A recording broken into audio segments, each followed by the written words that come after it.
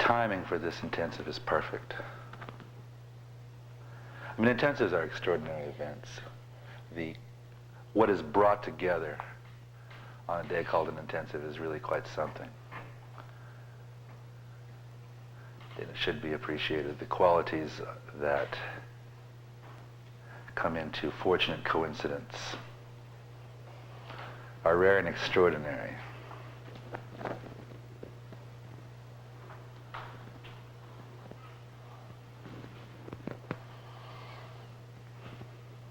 We only have 6 or 7 a year. The intent and the quality and character, the texture of an intensive is unique unto itself. I always find it startling as intensives go by. They're almost like when you're in the mode of inside of being an intensive, the last day you remember is the last intensive. The last time we had an intensive was before Christmas, before the retreat. This is the first intensive of the 1993 session. 1993 is unique in that we have an entire room full of people that have decided to do something. That is now your official description. I'm going to assume a certain strength. Perhaps even begin to step into your lives. Inch at a time, of course. Or maybe not. Maybe a giant daddy step for mankind. See what happens. It's a funny thing because, I mean, oftentimes I get a conversation, a student will go on for, a month, a couple of months, 3 months at a time. All the opening gestures of approach, requesting approach. I go, okay, I hear you, talk. Start engaging. I take the first step towards you and you go, ah! And you disappear. That happens a lot. You'd be surprised. That's one of the reasons why I have to be careful. There's a lot of invisible stuff that starts moving in your direction when that happens. And on one side, there's a situation where we're dealing with the fact that we're friends, the fact that we are fellow travelers, that we're having a conversation and have gotten to know each other for some time, or have been getting to know each other for some time. If you'll notice, I have, since I've gotten to LA, I have only put out that I'm interested in serious candidates. I'm not doing the fluff ball routine yet. I've been demanding both internally and externally.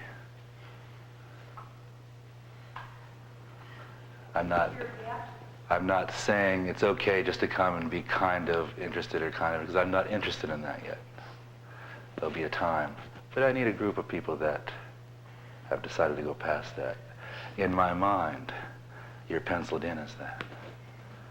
I'm going to go over in ink. Perhaps.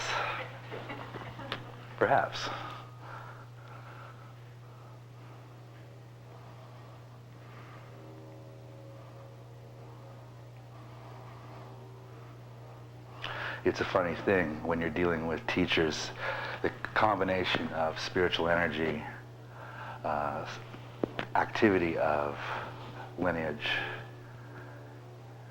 personal ability, and intention, all combining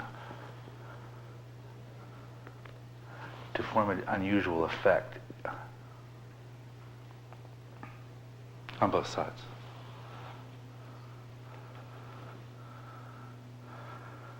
This particular style of teaching rests on the apparentness of itself. Never is there something declared as abstract other than it is. Half the spirit of the Friday night sessions and the intensives is that I just sit in front of you and develop these sadhanas in front of you so you can feel it and watch it. that for your learning process,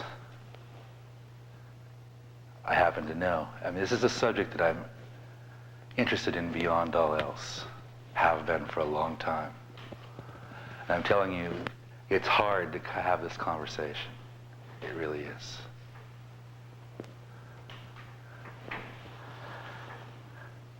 You should never take it lightly. You can walk around this planet 100 times in 100 incarnations and not have one.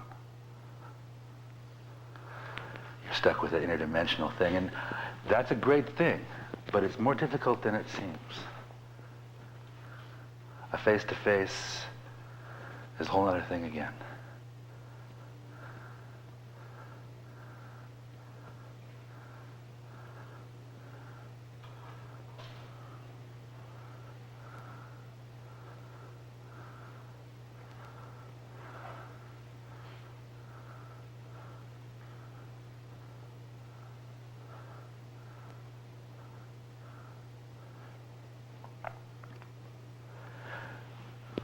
And on top of that, again, the form of this kind of path rests on its apparentness. There's not something that represents something else involved ever. There's not a priesthood situation of, what would you call it, advocacy.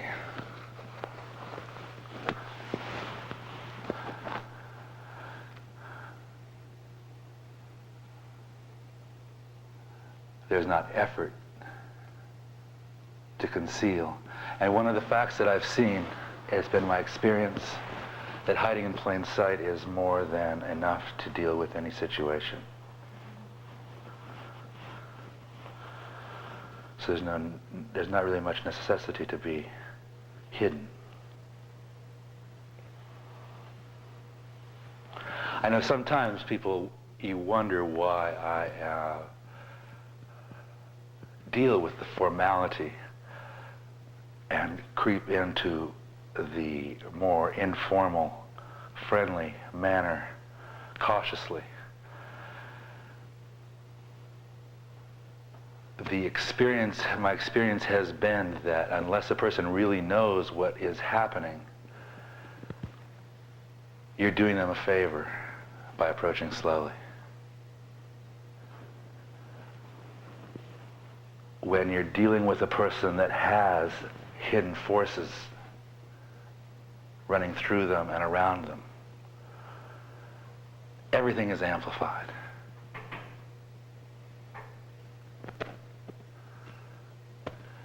This is not in the sense of a morality judgment, but just the whipsaw effect of cause and effect that is an absolute reality, and the acceleration of the various qualities of light that occur when you're moving up and down the chain of consciousness.